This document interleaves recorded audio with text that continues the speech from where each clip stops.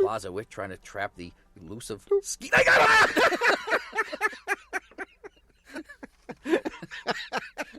Oh, you're getting wackier every week, you know?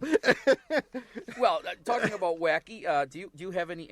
I have you nothing. don't. I have nothing. Well, then we'll go right to the phone. Well, I wanted to discuss a few things. I do have one letter. Go ahead. Most of the mail is lousy. I haven't just answer me. Let me ask you one question, and answer this one question for not only my benefit, but for the benefit of our. I was at your house. Of the 3 listeners, yeah. I was at your house the other day, and I noticed that you had moved a vehicle that had been in storage at your house for a while, and I noticed it had been replaced. That is, in its stead was the now famous, much maligned, long assembled gas grill. Yes, that's right. So I wanted to know, had you fired it up for the season I yet? have, yes, I have indeed fired up the gas grill. I had my first cookout the very day that you would by there, as a matter of fact. Pulled it out from under all the rubbish and stuff. Fired that baby right up. I just turned it on. And those hamburgers that were on there from last fall were still... They were still there. They weren't quite done yet. Well, you turned up the gas. I want to say that although I did invest a tremendous amount of time and energy, and I know I ranted and raved for a long time about the gas grill, it has changed my life. And I'm only angry and upset at the fact that they didn't tell me that they were selling me a kit and that I wanted a hobby and I was going to spend a day putting the thing together. Other than that, the machine itself is quite and wonderful. The biggest improvement, actually, was bringing it outdoors, getting it out of the kitchen. It reduced the smoke in the house was brutal. That fire alarm kept going off. I couldn't understand it. Well, anyway, if you'd like to talk to us, our number is 888-CAR-TALK. That's 1-888-227-8255. Hello, you're on Car Talk. Hi, this is Teddi from Stratford, Connecticut. Teddi, T-E-D-D-I. You bought it. Where is Stratford? Stratford is at the mouth of the Housatonic River. In Connecticut? Yeah. Same Housatonic that's, where does that start? New Hampshire? Jersey. I think it starts up near Canada. Does it really? Yeah, New Hampshire. I thought the Avon River went through Stratford. I think it's a different continent or a different country. Different country. Okay. So, Teddi, what's up? Well, I have an 89 Toyota Camry. Mm-hmm. And maybe 1 out of every 4 or 5 times that I turn on the ignition switch, oh, no, don't tell me. It makes a wretched sound. You got it. I was just clearing my throat. I'm ready to make the sound now. Yeah. But I'll tell you, my daughter has an 89 Camry as well, and she has the same problem. Good. I'd been jiggling the steering wheel, and that would allow the car to turn on. And then that failed, and she said she jiggles the gear shift on the floor between the 2 front And that seats. does it for her. And that, does it for me, too. You know what also does it? Yes. Pulling on the left earlobe. No? Yeah, you try that tomorrow. You pull on the left earlobe, and it'll start. Well, maybe and I'll it guarantee you this. Well, you have to pull on your daughter's left earlobe. Maybe it will, but here's one. Yeah. I noticed that it seemed to be synchronized with the seatbelt, the automatic seatbelt on the door. So in desperation the other day, well, this is a I good opened example. and closed the driver's side door, and the car went on. See, if somebody were teaching correlation coefficients right now, this would be a wonderful example. Yeah, this would be a good example of how scientists go bad. But, occasionally you run across a scientist who makes it very clear that all we have here is a correlation.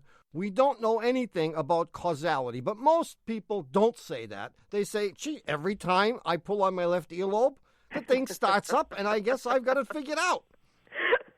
And it's as likely to start by pulling on your left earlobe as it is doing any of these other things. I'm going to just guess you have an automatic transmission? Yes, I do. Does your daughter also? Yes. Good guess, eh? You're ready. You're sitting down, Teddi. There's a 90-10 chance that it's... Maybe I should hang up now. No. There's a 10% chance that it's the starter, which would cost you the starter $100. has been replaced. No, there's a then it's no chance of that. 0.7. Yeah. There's a 0.7% chance that it's the starter, and there's a 99.3% chance that it's the flywheel. That's what my husband said. Yeah, your husband's an right. astute guy. You should always listen to your husband. Husbands are almost always right. Here's what I would do. Yes. I would drive it until it no longer starts. Yeah, it'll happen pretty soon 3 out of 4 times, and then 4 out of 4 times. And if you can live with that kind of uncertainty in your life, Yeah, I mean, with the knowledge that one of these times you're going to be someplace where you don't want to be late at night, Right. and you'll have a that's what car I'm that afraid of. doesn't start, if you can accept all of those consequences. yeah, but you got a long way to go. The wonderful thing about this malady is it really does progress in a nice, predictable fashion. Uh-huh. I mean, it doesn't go from 1 time out of 5 to 5 times out of 5 overnight. It's It going to usually go to takes 2. a couple of nights. It's going to take 2 Usually days. yeah, I mean, I would sort of keep track, and as it starts to get more and more frequent, you will have less and less time to get it fixed. Yeah, I do a fair amount of long-distance driving to Vermont, so I really don't want it to happen. Oh, you on need to fix 91. it tomorrow. Put a new flywheel in, and you will be on cloud 9. Well, my real question would be then about what price range is this going to be? Oof. This is a 4-cylinder Camry, I take it. Yes. Yeah, it's several $100s. Uh-huh. Yeah, several, like More 4. than several. Yeah. Yeah, 3, 4. So it's severals. Yeah. 2 or 3 several. I don't. It's more like 2 severals. Thanks a million for calling. Thank you. God bless. You Bye too. bye. Bye-bye. 1-888-CAR-TALK. That's 1-888-227-8255. Hello, you're on Car Talk. Hi, my name is Steve, and I'm in Maryland. Hi, Steve. How are you? Just Maryland, huh? Well, it's Hagerstown, Maryland. Hagerstown. It's almost West Virginia. Is that where they make the slacks? Yeah. I don't know. No. I don't think so. But anyway, I've got a 91 Dodge Caravan, Uh-huh. and it's got about 107,000 miles on it, Wow. and it's starting to smoke. Oh, Yeah. it's very bad. This is what I thought. Mm. It's a strange kind of smoke, though. The smoke itself is a white smoke with a bluish tint, so I'm thinking oil. But it doesn't do it all the time. It only does it When you're not looking. when I'm not looking. It only does it when I'm parked and there's Yeah. a good-looking young lady next to me Yeah. or something. Anyway, Is it more likely to do it when you first start in the morning? Does it blow a big cloud of smoke? no. Do you look? Some Yes. people don't look, you know. Does it do it when you're coming down a long hill and you step on the gas? I don't know about All right, that. then we give up. When does it do it? It does it mostly when, like stopped in traffic. And if I leave it idle at any length of time, pointed downhill at all, it'll do it then really bad. I mean, it'll get really bad if I do that. Really? Yeah, Pointed downhill. You have a 3-liter V6 engine, is that correct? that's correct. Well, it's the only engine they made, actually. No, they did make a 91. They made a 3.3 liter. They made a Oh, yeah. 4-cylinder. They made all Sure. kinds of different engines. So I had a 1 to 3 chance. Do you burn oil? Does it consume oil? Yes, but not consistently. I check it, knowing this is a problem. I check it every time that I get gas. And sometimes, I need to put a quart in there, maybe a quart and a half. And After how many miles? 400 miles, maybe. 400. Yeah, I drive about 160 miles a day. Well, I'm going to suggest. Mhm. I'm going to suggest that you have bad valve guide seals, I like it. and that's why tipping the vehicle. I think you only got bad valve guide seals on one end of the engine, even. No, I think if you face the other way, the same thing would You happen. think so? If I face the other way or the car will face the other way. Yeah, you turn around. You mean if you were facing uphill instead of downhill At the same Okay. angle. at the same angle? Okay. Because I think what may be happening is, this is stupid. How do you let me do stuff like this? Well, you just sit I there. tried to bail you out by saying It's like one playing end. hangman. I feel the noose tightening around my neck, and you're not doing anything. Well, I tried to bail you out by saying one end of the engine, and you turn around and say, no, either way. You could have bailed out bad valve guide seals at one end of the engine. That would be good, wouldn't it? Yeah, well, I suppose It so, would be but good. not elegant. I mean, well, it would explain it not doing it as much on a level road. Well, you could have bad valve guide seals. I like the valve guide seal idea. I like it. You can take it to the shop, and they can take the valve covers off, and they can look and see if you have any valve guide seals left. Right. Okay. And it may be that you need them replaced. They're not that difficult to replace. They'd have to take the camshafts out, and it's going to cost you several $100s. But it may solve the problem. And in fact, they may not be able to tell even by looking at them. I would just go ahead and do it. Okay. Spend the money, do it. If it solves the problem, you'll think we're geniuses. If it doesn't, you'll have the same opinion that everyone else has. No, but because if it doesn't, there's nothing else to do except wait. Except the ring job. Yeah, which you don't want. You wouldn't do anyway, right? Okay. Now you're not losing any coolant. No. You're losing any hair. Long before I bought the van. Are you losing any sleep? Now, I would do the valve guide seals. With 107K, there's a very good chance that you need a complete engine rebuild. But there's a better than 50-50 chance, I think, that the valve guide seals will solve the problem, at least most of it. And my brother, although he thought he was getting himself into deep trouble, I think the truth is that the valve guide seals explain most of your symptoms. Whereas rings, we had a little trouble coming up with a theory that would make you burn a quart of oil this month and not last month. So... Well, I'm having trouble with this, too. But it's time to say goodnight. Goodbye, Steve. It's been a pleasure. Good luck, Steve. Hey, thank you very much. much. Get it fixed. I think it's going to do it. I think so, The too. valve guide seals will fix your problem. Yeah. Wonderful. See you later. Thanks a lot, guys. Bye-bye. Bye-bye. 1-888-CAR TALK or 1-888-227-8255. Hello, you're on Car Talk. Hi. Hi. Glad to be here. Nice to talk to you guys. Me We're too. glad to have you. Who are you? My name's Gwen. I'm calling from Washington, D.C. Gwen. D.C., are you a lawyer or a politician? No. Are you married to a lawyer or a politician? Oh, Lord, no. Okay, good. God bless you, my child. No, they have to have a few of us working around here, you know. So. What's up? Okay, I have a great vehicle that I'm sitting in right now, talking to you, parked by the side of the road, by the way. Good, thank you. Ford E150, 1988 van, Uh-huh. which runs like a top. It's great. It is my business. I am a mobile dog groomer. Now, No kidding. No kidding. For Good real. idea. My imagination's not that good to make something like up. My question is, as old as this van is, 160,000 miles, it desperately needs repainting because of the size of it and the logos and all. It's going to run me about $4,000 to do that. What type of things should I have my mechanic be looking for to see if this is a good idea or not?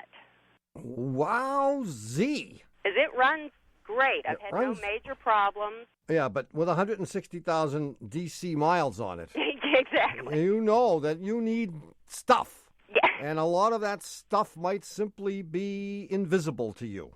that's true. $4,000. Yeah, well, you know, hey. What are they going to do for $4,000? Oh, well, Well, you got to not only paint the vehicle, then you got to do the lettering. The lettering, it's a tall van. It won't fit in any of the Spray commercial booths. chain shops.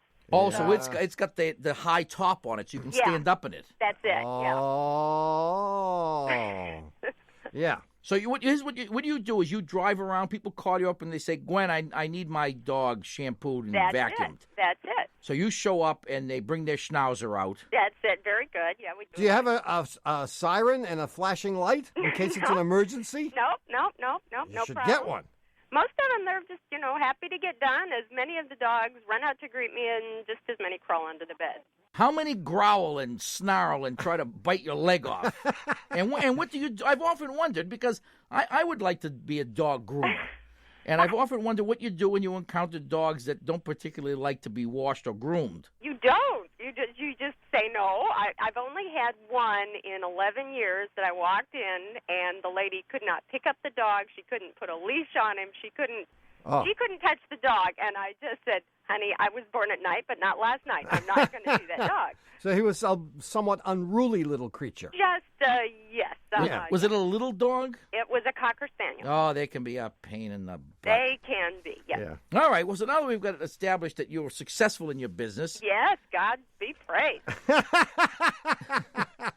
and it would be a considerable expense to get rid of this van and buy another one, because you'd have to have that high top put on it and all Yeah. that. It's all it's rigged. not a- It's ready to go. You've got Not to a cheap thing to put together. You've got to fix this van no matter what's wrong with it. It's unlikely that the undercarriage is rusted because they don't use much salt on the roads, if any, in D.C. That's true.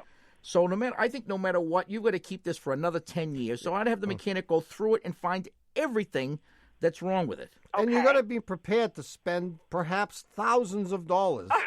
But Well, why yeah. not? I mean, just add it to the paint job. Well, that's true. Sure. Because replacing it's going to cost you $30,000. Yeah, exactly. That is what we're talking about. Yeah. So my brother is right. I mean, you've got to keep it forever, and who says you can't? Okay. When are you planning to retire? Oh, well, I'm not. No, she's not. I'm not thinking that far ahead right now. No. I can be a little old lady dog groomer running around. Yeah, I mean, so- the only thing that you really can't fix is really, really progressed rust. Okay. And you probably don't have that, as No, my brother says. Not really. And the rest of it, everything, one piece at a time, you can replace the entire van. Okay. And you got to do it. Okay, I'm glad to have somebody official tell me that. And don't do everything at once. Do it as it comes about. All right, that sounds like a reasonable plan. And you're only driving little short distances now with this thing, right? I mean, you're not driving. You driving miles and miles a day still? No, not a lot. 40 or 50 miles a day on it. Not It's good. bad. Good for another 10 years, and then you'll retire, or you'll have Okay. so much money Now you're arranging that the that dogs part, will right? come to you. You just whistle, and they'll come. Oh, okay. And we'll arrange financing when the time comes. Oh, good, All good. They'll be glad to hear that. See you, Gwen. Thanks so much for your help. Good luck. Bye-bye. Bye-bye. That's an interesting business. She created her own business. You don't have to go looking for a job. Stay away from those big companies. They're nothing but sleazeballs anyway. Make Exactly. your own business. Make it. Go for it. Go for it. Exactly right. Okay, Tommy. Do you remember last week's puzzler? My mind is a complete blank. Well, I know that, but do you remember anything about last week's puzzler? No. Remind me. Well, it was about you and me and Dougie taking on an onerous task. Must have involved work. It did. Painting Car Talk Plaza. Oh! And we'll be back with the surprise. Hear us say it. This is NPR. This message comes from NPR sponsor Indeed.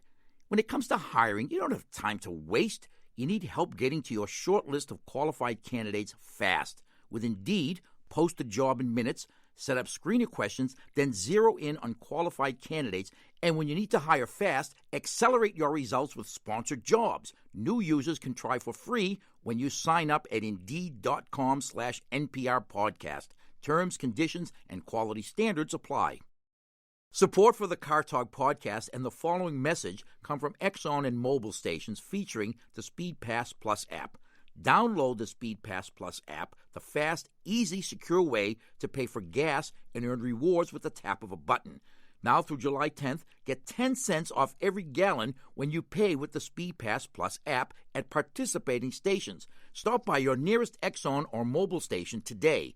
Energy lives here. Hey parents, it's Mindy from NPR's Wow in the World. And I'm Lee from the Story Pirates podcast from Gimlet Media. And this week, we're putting our family podcast together for our very first ever Wow in the World meets the Story Pirates mashup. We'll be exploring a mashup of the senses known as synesthesia. Check it out with your kids. Find us on Apple Podcasts or wherever you get your podcasts. Hi, we're back. You're listening to Car Talk with us, Click and Clack, the Tappert brothers, and we're here to talk about cars, car repair, and the answer to last week's puzzler. And I think I mentioned this is a mathematical puzzler. Becomes immediately apparent when you describe it. Well, sometimes Yeah. I lie. Anyway, here it is. Tommy and Dougie and I are sitting around the office one day at Car Talk Plaza and noticing how dingy the place has gotten to look. I mean, we'd been there 15 years and the place had never been painted, so we decided that we were going to paint it. So to get ourselves organized, we sit down and we do a little figuring. Yeah. And we determined the following. Are you ready? Mm-hmm. We determined that Tommy and I together could paint the entire Car Talk Plaza in 10 days. It's 2 rooms. You know, we had a lot of painting experience as kids. You got to move stuff around. You don't just paint, you know. No, I just paint. I don't move. Anyway, we had a lot of experience painting as kids. That's why we knew we could do it in 10 days, because we painted Dad's car a few times with rollers. And so we knew we could bang it off quickly. Dougie and I could do it in 15 days. And if Tom and Doug worked together, they could do it in 30 days. And so the question is, how long would it take each of us working alone to paint the whole joint? So let's let T represent the amount of the place that Tommy can paint in a day. Mm-hmm. And therefore R represents the amount I could paint in a day. And how about D? The amount that Dougie could paint in a day. Good. So we come up with the following little equation. T plus R equals 1/10. And we'll change that to 3/30, and you'll find why in a second. And then Where'd you get T plus R equals 1/10? that's the amount of work that you could do in one day. The amount of work that I could do in one day equals 1/10, because we could together do it in 10 days. Got it. By the same token, D plus R, Dougie and I working together, could do it in 15 days. 1/15. So D plus R equals 1/15. Now, if you take those two equations and you add them together, you'll never figure it out. But if you take the second equation, the D plus R, and change all the signs, so it's minus D minus R equals minus 1/15, and you add them together, the R's fall out, and you get T minus D equals 1/30. But here's what's interesting. So we get T minus D equals 1/30, but I said T plus D equals 1/30. Oh. We have a problem here. Don't we? It looks like D equals 0. D is a big 0. So Doug contributes nothing. And he's slowing everybody down. And if D plus R equals 1/15, then R must be able to do it by himself in 15 days. And if Tommy and Dougie together can do it in 30 days, then Tommy can do it alone in 30 days because, again, Dougie is contributing Zippo. So who's our winner?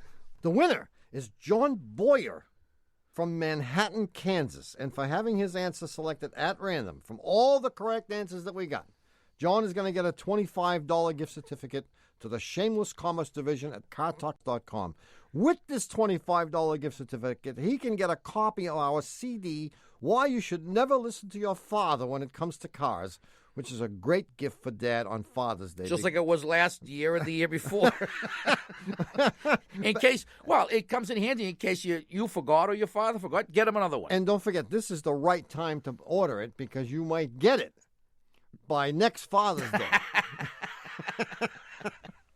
Well, anyway, we'll have a brand new puzzler coming up in the third half of the show today, so don't go away. In the meantime, if you have a question about your car, give us a call. The number is 888-CAR-TALK. That's 888-227-8255.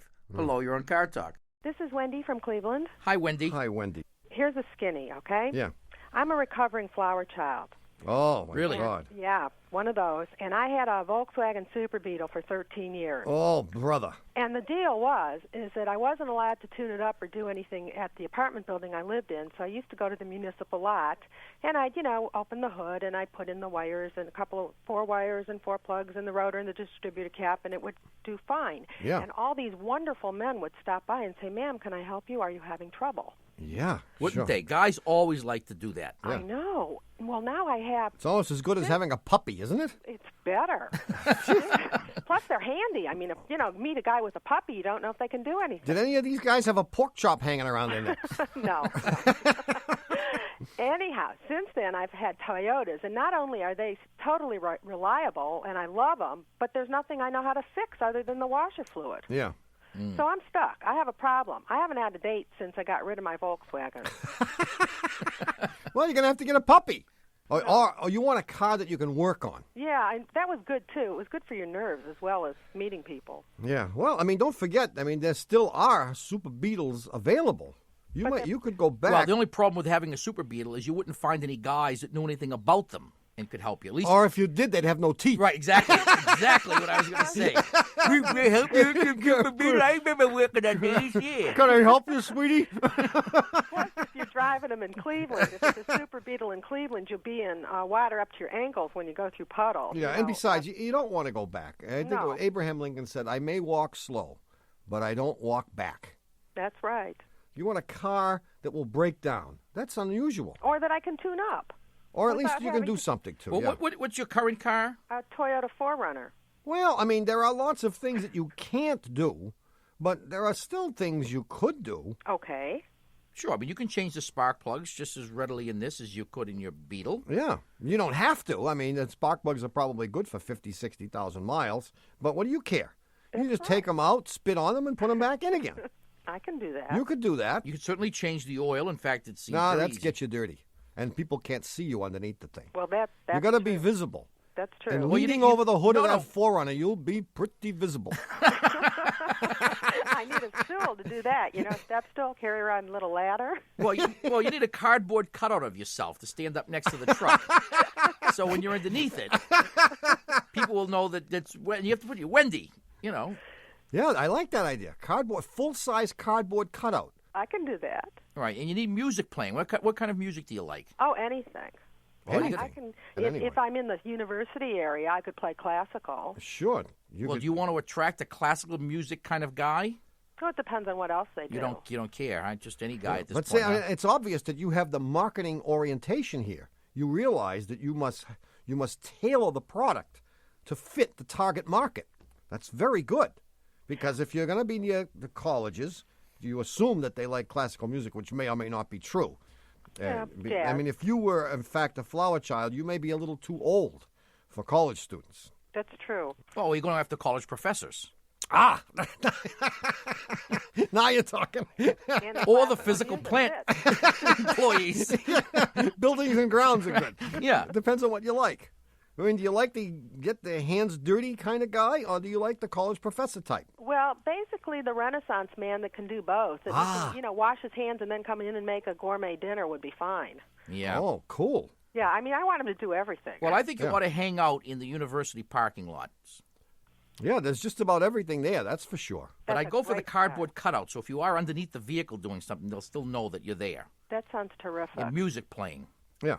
That'll work. That's a good way to start. Now, anything besides spark plugs, just in case, I hit a live wire there that really does know something. Well, I mean, you can always be checking hoses and belts. That's always good. Well, yeah, I know how to do that. You know how to do that. You're just checking the tension on this here belt. Yeah, I mean, keep to the simple stuff. Well, yeah, that's about all I could, Can I guess, Wendy, that you don't work? No, I do. You do work. Sure. Well, you've obviously never learned rule 1 of working. You don't have to be actually doing something. You got to just look like you're doing something. Oh, right? You're right. I never learned that. Yeah. So, I mean, you must be in business for yourself. You're actually doing something. So, I mean, you don't have to be doing much of anything. It's just got to look like you're doing something. Great. Sounds good. That's good, and I wish you the very best. Well, I thank you. Yeah, I think a few smudges of grease placed in the right areas. Yeah, and maybe some boxes from an auto parts store or a bag or Oh, sure. Yeah, exactly. But a little smudge of grease on the forehead, one on the shoulder, and a little smudge on the cheek. It works a little smudge wonders. on the cheek, and your hair should be in disarray. Slight It's always disarray. that way. Oh, it's always that way. Wendy, good luck in whatever trap you set, and I hope very you'll much. find a fair-haired boy. And it's a good game plan. Thanks a lot. See you later. See you later. Bye-bye. 1-888-CAR-TALK or 1-888-227-8255. Hello, you're on Car Talk. Hello, this is John from Center Hall, Pennsylvania. John. Center Hall? There's What a kind of a clue name in is there that? as to where it is. Yeah, isn't it like in the middle of the state? That's it. That's right. I have a Center- problem with my wife's car. Sure. It's an 88 VW Golf. And I Yeah? don't drive it much, but about every third time I do drive it, the horn blows. And she swears this never happens for her. What year Golf is it again? It's an 88. Pay attention, will you? Well, 88. I was trying to geographically locate Center Hall, Pennsylvania. It's 12 miles from Harrisburg. No, actually, it's right in the center of the state. It's actually when Penn State plays Boston College in football, I can hear them cheering the touchdowns. Really? Oh. Yep. Out your window? Yep. Okay, so you drive your wife's car. And, Every once in a while. and as you maybe like taking a turn or something, the horn goes beep. Well, that's just it. It happens all different times. The last time it happened, I sat in it without touching the wheel because I figured that might have something to do with it. Put the key in, turn the key, and there goes the horn. Now, it happens, it'll blow anywhere from just a quick little beep to, well, one time we were both in the car and I was driving, and it went on for about 5 minutes. Oh. So she swears there's a Lardbutt indicator under the driver's seat. Maybe. That's good. She's quick. So she knows that you're not fabricating this. Yeah. Oh, yeah. She's been with the. I went to move the car in the driveway the other day, and that's when it did it. When I put the key in, and she was watching me the whole time. Knows that I didn't, touch the wheel. Knows that it'll happen. Right. I can be driving. I can be turning. I can be, sitting at a light. It just doesn't matter. And according to her, this never happens when she drives the car. Never ever happened. However, No. we know that there's never a time when the two of you are in the car together that you're not driving. Well, when because we're we in the know car that men always drive. Well, when we're in the car together, we're usually in my car. But if you were in her car, you'd be driving. About half the time. No, but this has happened to you even when you were driving her car and she wasn't with you. That's right.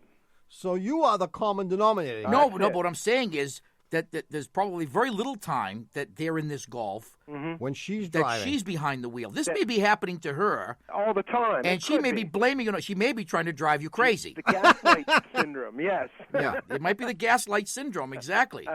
Ingrid Bergman and Charles Boyer. I remember that movie well. That could very well be. It could be. I mean, what's probably wrong is that the horn button mechanism, which is what it's called, in the middle of the steering wheel, is probably grounding out, and that's what makes the horn blow. The current comes into that thing, and then when you press it, you complete the circuit to ground, and that's how the horn blows. Yeah, I mean, that's a simplistic answer. Well, that's the answer. That is the answer. That's a simplistic answer. But the real question is, why does it only happen to John? That's right. That's the real question. Boy, I mean, are you working on that aspect? I am working. I'm working on it feverishly. What was that theory of your wife's about the lard butt? This car does not have tilt wheel. No. Of course not. And there'd be no reason to assume that you would do anything differently except from adjusting the seat. Because you're probably taller than your wife. Right. And adjusting the seat should have absolutely nothing to do with the wiring in the steering column. Yeah. This has happened almost from the beginning for me. Are you a lard butt? I don't quite weigh twice what she does. Do you weigh more than 200 pounds? Yes. You weigh more than 200 pounds? Yes. It's the only clue we have. It's the only clue we have, and it's not getting us any place. I mean, it would be interesting if we could come up with a theory that says when you have 200 pounds in the car, it deforms something in such a way that a certain wire, which we know exactly the position of, would just be beep. But you said you got it to blow when you just turned the key and didn't do anything else. But you were sitting in the car. I was sitting in the car, but I turned the key without touching any of the steering wheel or any of the other instruments. And how did you get it to stop then? That time it just went just a beep, a quick one, yeah. But have there been any times where it's gone on for a long time, you've managed to do something to get it to stop? No, just wait. And luckily it's one of those cars that when you turn the ignition key off, the horn stops. Yeah. And so what you do is you just sit there and check it every once in a while until it's done. The radio doesn't go off, but the horn stops blowing. That's right. Well, the one good thing about it, though, is it is a Golf, and it's the rattle in the interior of the car is getting to such a pitch that it's hard to hear the horn. Right. The horn is a welcome interruption. Boy, I wish we could give you a brilliant theory, but we have failed you. Oh, boy. Miserably. I feel embarrassed. Well, we need more hints. I mean, you've got to give us more information. He just told you he weighs 220 pounds. What more do you want? Maybe I could get her to gain 100 and see if it does it for her. I got it. Next time, it would be interesting. Next time she drives the car alone, she weighs 110 pounds. Get a 110-pound weight and put it on her lap. Or sit in her lap. And see if the horn blows, because that will be a big, big clue. I'll do it. Well, I suppose it's possible that some wire is chafing against so the horn wire would have to be and somehow you are changing the geometry. Yeah. By putting your large butt in the seat. So essentially, it is a Lardbutt Indicator. See, you should always pay attention to wives because they know everything. Well, I mean, my best guess would have to be that it clearly has to do with your weight, and that somehow you are causing the wire for the horn to short out inside the steering column. Yeah, but if someone pulls that apart, they will see probably immediately what's wrong, and they'll fix it in no time. Okay. You're a good sport, John. Okay, well, thanks. Thanks for calling. So long. Bye. Hey, Tommy, I think we should take a break and meditate on all we have to be thankful for. Yeah, you mean like our health, our families, our loyal staff, the fact that we get paid for doing absolutely nothing? No, for Bugsy. He just arrived with a box of crullers. What are we waiting for? We'll be back with a brand new puzzler in just a minute. Let me take you for a drive. Hey, let's go ride. Let's go ride. Let's go ride, baby, ride. Way up in the countryside. Hey, would you mind? Would you mind?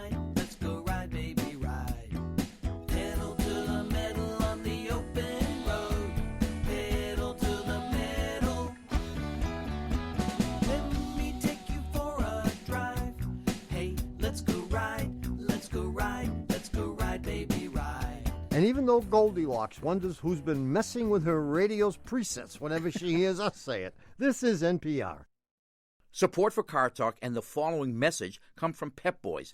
Finding that expensive part or service can make maintaining a vehicle frustrating. Pep Boys has over 1 million parts in stock, like batteries, filters, brake pads, and more, and the Pep Boys pros, who are trained expert technicians, install all the parts too. Since 1921, Pep Boys' legacy has been to provide quality parts and expert service to people everywhere for any vehicle. So whether it's for a larger DIY project or just some car advice, the Pep Boys pros have it covered. Have you ever wondered what your baby's trying to tell you when she babbles?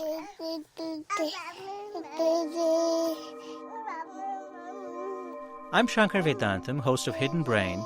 Join us as we delve into the secret language of babies and explore what babbling can teach us about how babies learn.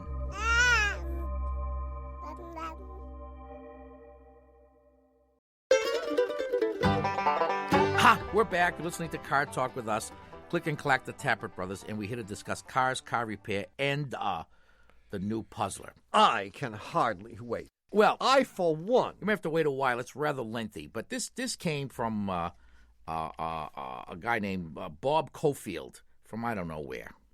Cyberspace. Maybe even farther away than that. He says, I am disappointed that in all of your shows that I have listened to, you have never paid tribute to the great and venerable patron saint of automotive diagnosticians, Gus Wilson. Oh. Surely you remember that Gus was the proprietor of Gus's Model Garage, whose stories appeared in Popular Science Monthly several years ago. Several decades ago. Yeah, well, that's what I realized, too, until I read the letter came to us in 1982.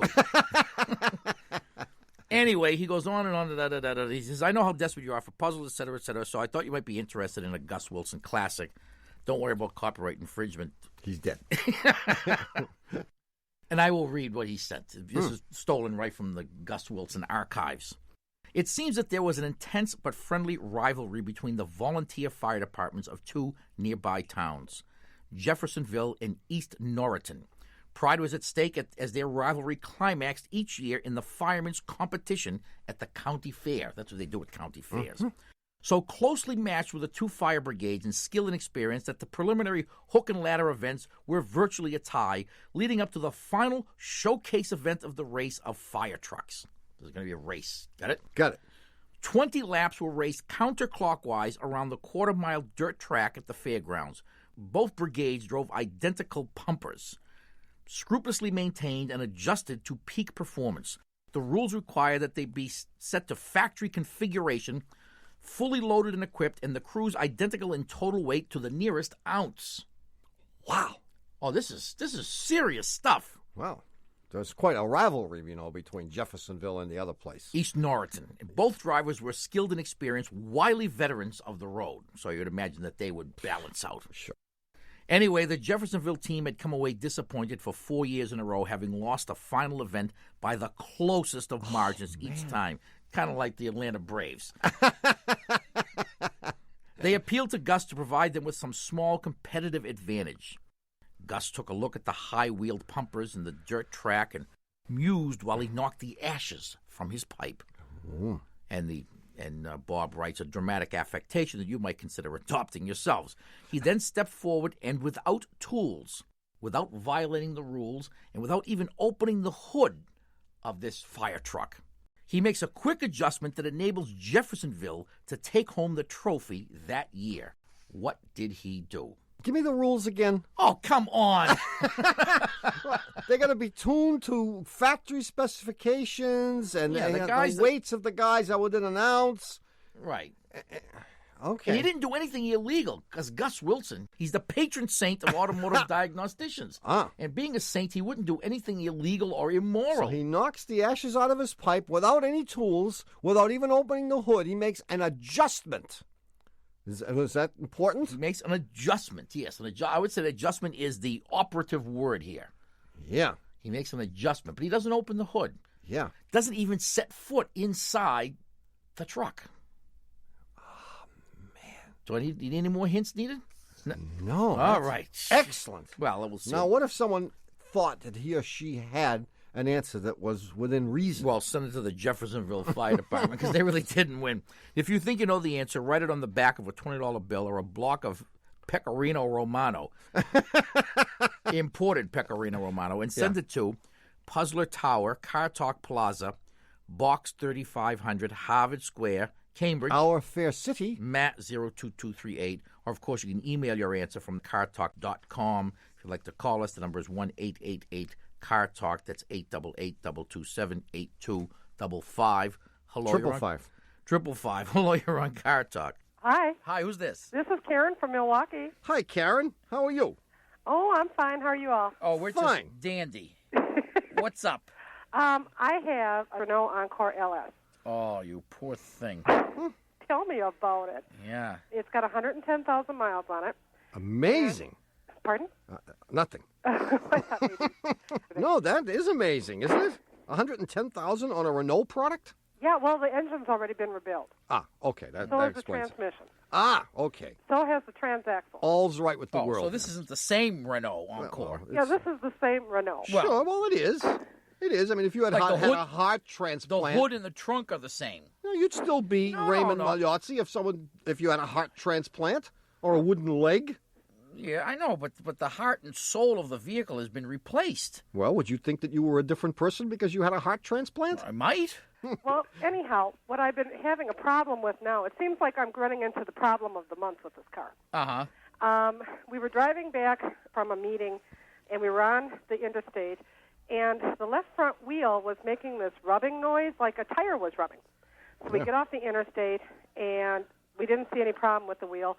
I said, we drove through the city to get home, and the next day, it didn't really make the noise. It just made this humming noise.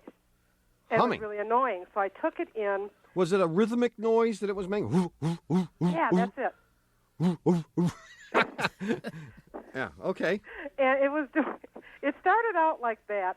Then it went to like a loud hum. Then it would only do it now and then. Then now it's making this like loud crunching, grinding noise. Ooh, I love it.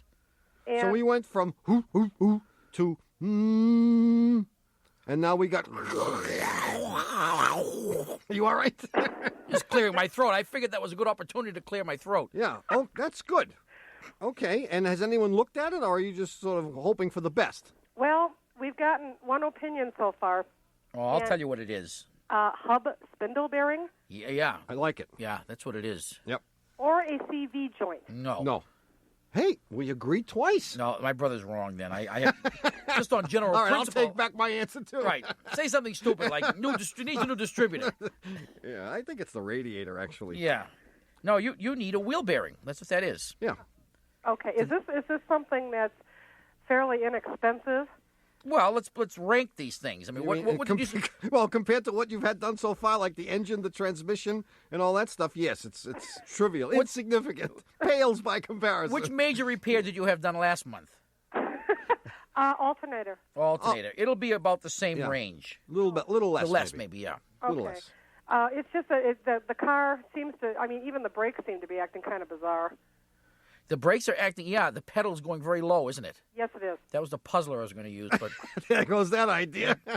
kills that. Oh, well. The pedal is going low because the bearing is so bad that it is causing the disc to wobble. And as that disc wobbles, it's pushing the brake pads in, so that when you step on the pad, you're going to move the brake pad a tremendous distance, and that's why your pedal sinks way down to the floor. That would have been a great puzzle, wouldn't Would it? have been if Karen You ruined hadn't it, called. Karen. You ruined it for us. I'm sorry. That's all right. We'll All right, now live. what was this meeting you were coming back from? Is this like a moose It's club like or something? Yeah. Double A, triple A, or one of those meetings? No, it was a religious meeting. Religious? Yes. My brother has a religious sect. Did you know that? No. L. Ron Tappet, he calls himself. The church. before I He runs the forget. Church of Automovatology. Ah. And he's got lots of people coming every Sunday. Or Yes. Bringing. Yeah. But seriously, Karen, if we may, for a moment, this is dangerous, this condition that you have. Because if you continue to drive... That left front wheel is going to fall off. Yeah. Oh.